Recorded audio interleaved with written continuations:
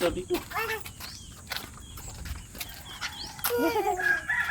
At kalakot naman siya ang problema, nagmamadali. Baka yung ano eh. O yan o, ganun na maglakad o. Kailangan nakaantabay lang. Dito, baby, dito. Dito ako. Hahabulin niya yung pusa. No, yan, no. Huwag ka na lumingon siya. Right. Mas nakaantabay lang yung lampin. Okay siya. Malakad siya.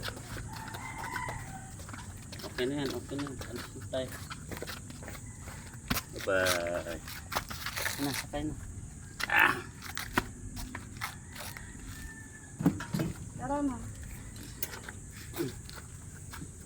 Bye-bye, Brian. Bye-bye, Ika. Come on.